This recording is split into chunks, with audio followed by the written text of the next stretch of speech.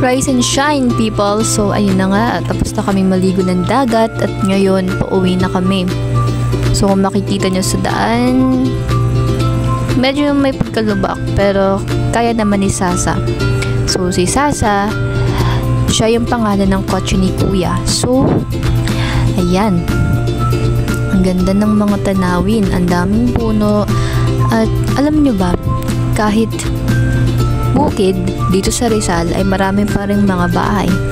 So ayan, makikita nyo may dagat. Sobrang ganda. Kahit mainit, sulit naman.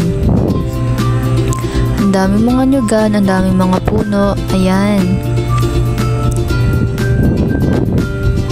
Sitio Latud. So ayan, dyan kami dumaan.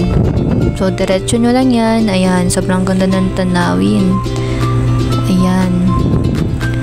May mga nakakasalubong tayong mga motor at iba pang mga sasakyan. So ayan, diretso nyo lang daan at hindi natin akalaing nasama pala yung mga damit nila. So, kunwari di na lang natin yan nakita.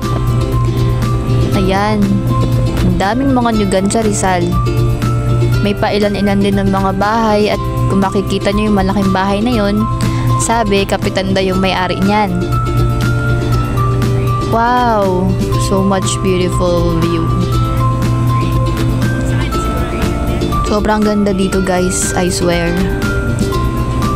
So kung makikita nyo sa part na yon, medyo nakalbo na yung puno dahil siguro may project sila dyan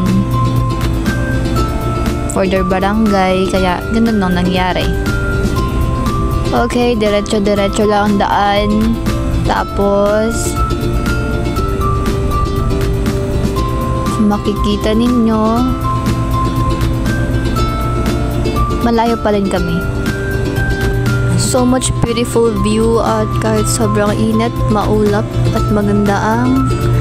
Uy, tatay, nakita kita.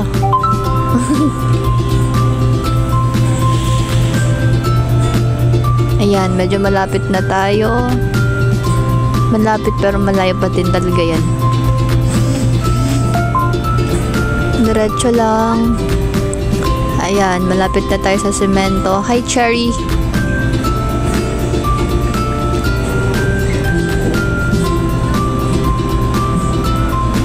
Ayan yung lake.